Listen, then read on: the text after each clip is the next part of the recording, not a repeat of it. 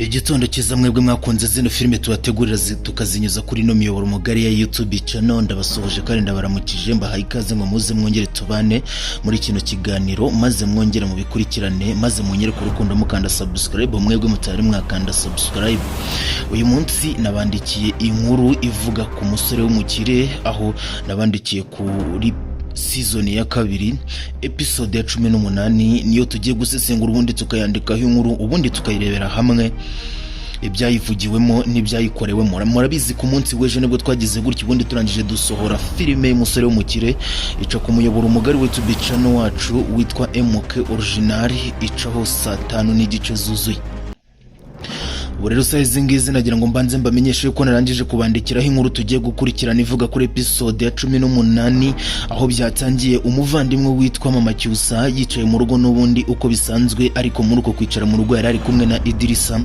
Bose ibintu byari byabayobeye, bahize Cyusa bamubuze, kandi uko bahigaga Cyusa niko Kai yaragiye kuza ngo amujyane Canada. Bose rero ubwo ngubwo bari bicaye mu rugo bari kwitana ba mwana, aho Kai yagize gutya arangije abwira umusore witwa MK wa muvandimwe, aramubwira ati size ngize ndashaka kujya kumerekeza ukangeza ku kibuga cy'indege, ubundi ngewe na Cyusa tugahita twambuka twarangiza tukigira muri Canada. Kai baje kubitegura, ubundi baraza bona MK bakigera mu rugo rwo kwa Cyusa, ariho hari umugore we. Bakihagera nibwo baje gusanga Idirisa ariwe Papa Cyusa ahagaze hagati y'intebe, yumiwe rwose, yumiwe cyane, ndetse na Mama Cyusa yari yumiwe. Kai akigera mu rugo nibwo yaje kubaza umuvandimwe witwa Mama Cyusa ati byabagendekeye bite ko ndiba mudatuje. Yabimubajije muri aya magambo ati Mama Cyusa, byakugendekeye bite ko ndiba umutima utari hamwe, inko mbona udatuje, inko mbona umeze nk'uwabuze amajyo n'amazi, aho guhagarara nko byanze no kwicara nkaba mbona byanze, nkaba mbona na Papa Cyusa ariwe Idirisa nawe ahagaze ahangaha yumiwe yifashe mu mutwe. Ese byamugendekeye bite? Amakuru yawe Papa Cyusa, ese niwambwira amakuru ya Cyusa? Ati budi nari ndangije kwitegura, twari tuje ngo umereze umugeni wanjye mujyane muri Canada. Nibwo Papa Cyusa yavuze ati nubundi rwose ibyo ndi bikubwire sinzi ukuri bubyumve, ati kuko biteye kimwaro, biteye isoni n'ikimwaro, ntabwo nzi ukuntu biri bugende, ati niko nimbura umugabo uraza kunyumva nk'abandi bose. Akimubwira nubundi gutyo uko bisanzwe, nibwo yaje kumubwira amwe mu magambo Kai atigeze ashaka kumva mu matwi ye. Aramubwira ati size ngizo ubu turi kuvugana waruzi ko ugiye kujyana umugeni wawe muri Canada, ariko nagira ngo nkubwire yuko umuvandimwe twa Cyusa twarangije kumubura. Size ngizi ntabwo turi kumubona, twamuhize kuva kare, twamubuze hashize iminsi 2 umuvandimwe wacu atari kuboneka. Akimubwira ayo magambo ahise amubwira ati ceceka rwose mbabarira, iryo ngizyo risubizaho uri kuyereka kumpindura igicucu cyangwa ngo ngire ikigoryi. Ati nubundi ndabizi yuko uriya mukobwa wanyu ngo ni Cyusa atigeze ankunda. Ati rwo size ngizi nagira ngo ngire ikintu nkubaza. Ati uribuka amafaranga namennye muri kampani yawe? Umuvandimwe twidirisa yahise amubwira ati ngewe ndayibuka rwose, yari menshi cyane.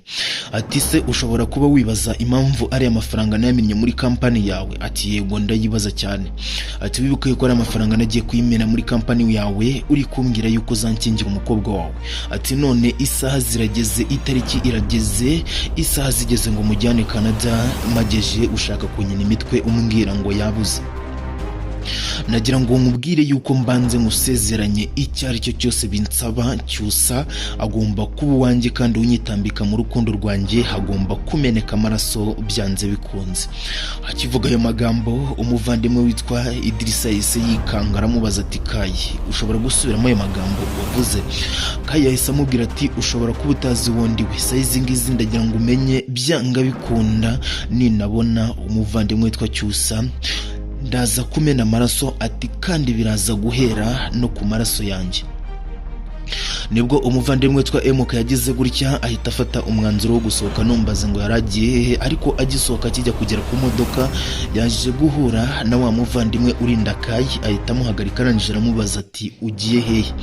MK yamubwiye ati n'umutima mwiza ngewe ahantu ngiye hari utuntu ngiye kwegeranya gatoya, ubundi nkahita nza nkaherekeza brother wanjye nkamugeza ku kibuga cy'indege agakomeza we na Cyusa. nibwo yahise abirakariramo arangije aramubwira ati ntabwo wemerewe kurenga ahangaha, ati none ahangaha saa izi ngizi nanze itegeko ngo uhite usubira inyuma vuba ugende umubwire ko ugiye, ati kuko ngiye nigeze amereza uburenganzira bwo kukureka ngo uceho ugende bira mipangu. Akimubwira gutyo umuvandimwe witwa MK Original yahise amubwira ati rero hari akantu nshaka kukumenyesha, saa izi ngizi ntabwo ndi imfungwa, saa izi ngizi si imfunze, ntabwo numva yuko uba ushobora kumfungira ahangaha kandi nta nubwo ugenga ubuzima bwanjye. Uwo mwicanyi yahise amubaza ati uvuze ngo iki MK? MK yarongera abisubiramo aramubwira ati sindi imfungwa kandi nugenga n'ubuzima bwanjye, ntabwo ugomba kuntegeka icyo ukora, ati kandi reka nkubwire nkumarireho n'akayi, nagira ngo nkubwire ko atanshinzwe atambuza kugenda, bya bintu biba bibaye urugamba, ibyari filime bihita bihinduka intambara. Nibwo byamaze kugenda gutyo umuvandimwe witwa MK agira umujinya atangira gufunga ibipfunsi, maze igipfunsi kiravuga reka sinakubwira umugeri za mawashi ziraza, barakubitwa birahava, MK amutera umugeri, umuvandimwe cya gisambo kiba kiramufashe kiramunize kikimuniga kaya baraje ari kumwe n'umuvandimwe witwa Idirisa. Bakihagera bahageze umuvandimwe witwa Kaya ahita avanamo imbunda, arangije ayitunga MK, bose bahita berekurana. Akimutunga aramubaza ati bimeze bite, atarashaka gucika, ati kandi arashaka kugenda atakubwiye, ati njye ni wampaye uburenganzira niyo mpamvu namuhagaritse ahangaha, ashatse kuzana intambara, kuko intambara tuyijyamo nk'ibisanzwe. MK Kaya yahise amutunga imbunda, akimutunga imbunda ahita amubwira ati jya mu modoka. MK koko yemera kujya mu modoka. Ese amaherezo y'ino filime muri kubona yarayahe? Amaherezo y'iki kiganiro nayahe? Mbibutsa ngo buri saa 5:30 hazajya hanyuraho filime ku muyoboro mugari wacu wa YouTube channel, mujye mwibuka gukanda subscribe nyamuneka kugira ngo tuzajye tubasha kubana zino filime cyangwa se zino nkuru zinyura ku muyoboro mugari wa YouTube channel, mutazigera mubibarirwa n'abandi kandi nawe wakabaye ubyikurikiranira. Reka nze dukomeze n'ikindi kiganiro cyangwa se inkuru nabateguriye maze tuyigere ku musozo. Sinimundeka rero dukomeze n'inkuru yacu uko byaze kugenda, byaje kurangira n'ubundi umuvandimwe witwa Kamariza ageze gutya aza mu rugo rwa Kayi. Ubwo Kayi yari yicaye rwose yumiwe ari kwibaza ibimubayeho byamuyobeye. Mwibuka haruguru gato yuko umuvandimwe witwa MK bamushimuse bakagenda bakamuzirika, ubu ngubu amerewe nabi cyane, ameze nk'umuntu uri ku ngoyi. Kamariza yageze gutya abaje kwa Kayi, arangije abaza Kayi ati njyewe nta kindi kintu nshaka, ati ahubwo ndashaka umwana witwa MK, ati nunyereka ahantu MK ari ndaguha icyo ari cyo cyose ushaka. MK mwibuke ko yashimuswe. Kayi yamwumviriye cyane, nyuma yo kumwumvira arangije aramubwira ati ariko ushobora hari kuba uri umusazi, ati MK umushaka ute, ati MK umushakira iki ko nta kintu mupfana, ati MK ko mudakundana bite byawe. Nibwo Kayi yagize gutya arangije aramubwira ati wakuntumye igenda umubwire yuko wambuze. Akimubwira ayo magambo Kamariza yahise arenza ahandi magambo, akiyarenzaho ubundi Kayi ahita afata Kamariza aramuniga aramujwigiriza ye wazana urufuzi. Akizana urufuzi nibwo umuvandimwe witwa Mark yagize gutya abaraje abaramukijije, arangije ahita afata Kamariza n'umujinya mwinshi ahita amusora aramubwira ati isohoka hano. Yahise rero nawe ahura n'ibibazo, ubwo Kayi yahise amubwira ati bite byawe ni gutumvana umugambanyi mu maso nakabaye mwica. Nibwo Mike yahise amubwira ati impamvu nguvanyemo uriya mugambanyi, ati uri kubona yuko ameze nkaho ari kugushakamo amakuru. Kayi ibyo ngibyo nigeze abyumva, ahubwo yahise afatwa n'umujinya mwinshi cyane, ubundi arangije ajya kureba MK ahantu bamuboheye imbere y'igipangu, bamuziritse mu magiriyaje. Nyuma yo kumureba nibwo yahageze asanga wamwicanye n'ubundi wa Kayi yamuhangayikishije. Kayi yahise agira gutya avanamo imbunda, arangije ayitunga umuvandimwe witwa MK Original mu gahanga. Arangije aramubwira ati njyewe ntabwo nari nzi yuko kubura umuvandimwe wanjye byatuma ungambanira bigeze hariya, ati rero byanga bikunda ugomba kuraswa, ugomba gupfa byanze bikunze.